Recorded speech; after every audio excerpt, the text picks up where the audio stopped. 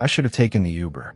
The voice in my head wouldn't stop as I stood on the cold, urine-slick platform of the Red Line, eyes darting between the blinking 13 minutes display and the rats skittering near the tracks. It was past midnight, too late to be underground, especially in this part of the city. I had missed the last express. My phone was at 4%. Dead zone. Perfect. It was one of those half-renovated stations. Old flickering tube lights hummed overhead. The platform smelled of rust, mold, and something sweetly rotting in the shadows. A guy across from me, maybe mid-30s, sat too still on a bench, head down, hoodie over his face. He hadn't moved in the 10 minutes I'd been there. That was the first thing that fell off. Another man entered the platform from the south stairwell. Tall, lanky, with greasy black hair and a blue janitor uniform. But it didn't have a name tag. No cleaning card either.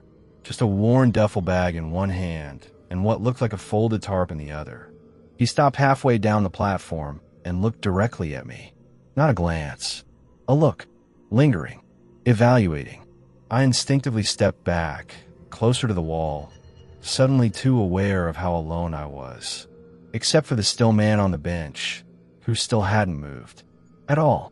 The janitor guy walked past a no-entry gate without a second glance.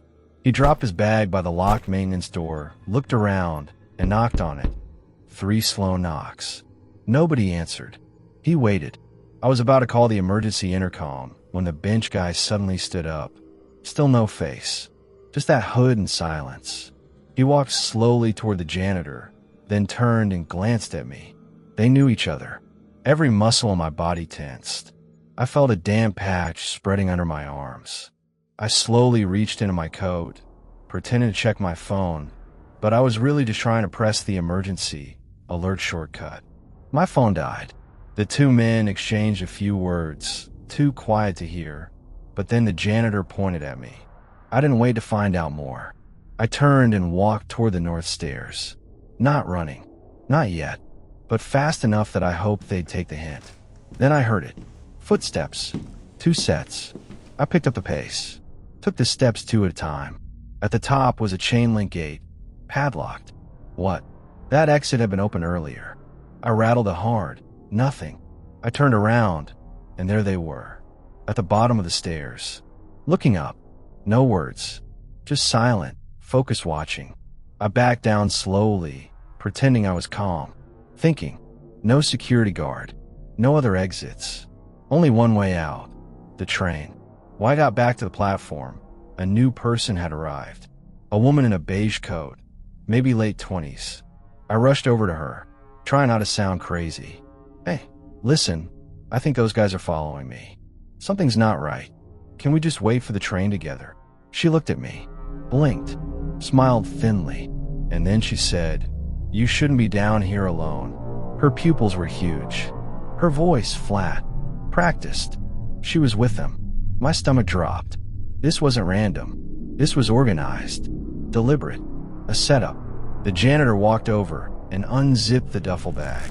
I saw what was inside. Rope, zip ties, a stain towel, duct tape. That was when instinct kicked in. I turned and sprinted to the edge of the platform, down onto the tracks. I didn't even think. They shouted behind me, but I ran, shoes sliding on gravel, dodging rats and trash. The tunnel was pitch black except for the faint glow of a train headlight in the far distance, coming toward me. I veered left into a side tunnel, praying it wasn't a dead end. It wasn't. I ran until I found an emergency ladder and climbed up into an old, rusted maintenance bay. I crawled behind pipes, tucked into the shadows, heart hammering like a drum. For the next hour, I heard footsteps, flashlights, one of them whistling. Calm, patient. They were hunting me.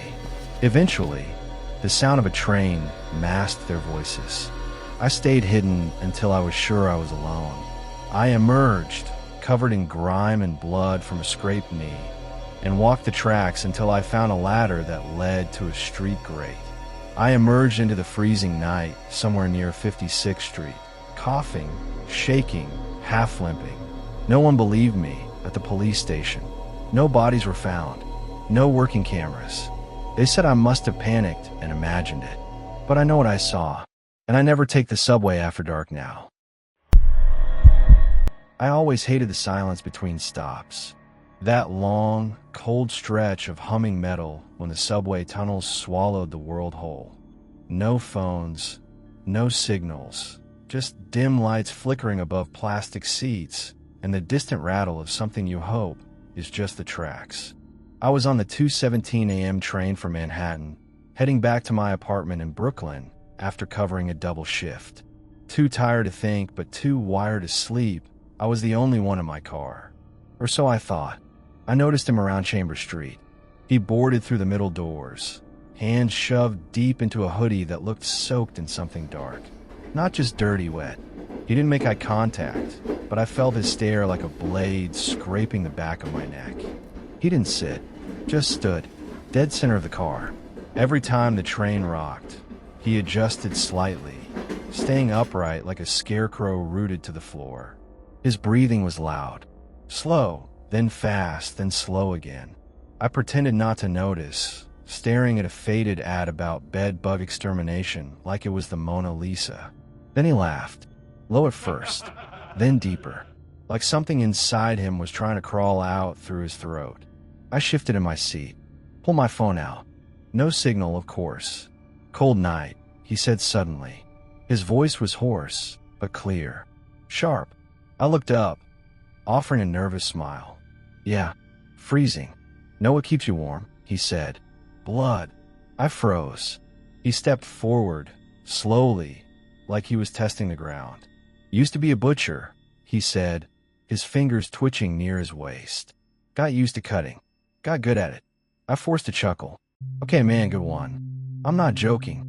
I stood, trying to stay calm. He was between me and the front doors, and the rear car had its connecting door locks shut. I moved sideways, acting like I was just stretching. That's when he pulled something from his hoodie. Not a knife, worse. A cleaver. A worn, stained meat cleaver. My throat dried instantly. I backed toward the emergency intercom, slamming the red button. Nothing. Not even static. He raised the cleaver and screamed, "This is a cleanse," before slamming into one of the poles, sparks flying as metal met metal. I bolted down the aisle, slamming shoulder first into the locked door to the next car. I pounded it, screamed, begged. No one answered. The lights flickered hard, and I heard a thump behind me. He was sprinting now. I ran, tripped over a duffel bag someone had left.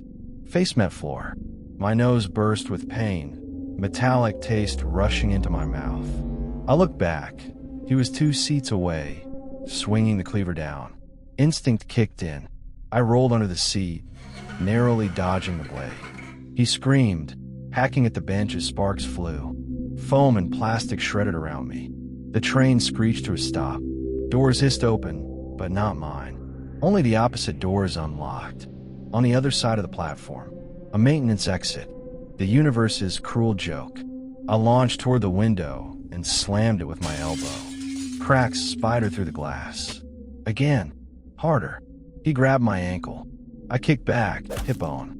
He howled, and I scrambled to my feet, smashed the glass with a fire extinguisher under the seat, and jumped. I hit the tracks, rolling onto gravel. Lights blazed above. I ran alongside the platform edge, through puddles and shattered glass, not daring to look back. Behind me, the train's doors slammed shut. The train pulled away, and he was still on it, grinning, dragging the cleaver across the window. The NYPD didn't believe the story at first. Thought I'd hallucinated it. Exhaustion, trauma, maybe a mugging gone weird. But then came the footage. A conductor finally pulled the surveillance from the train car.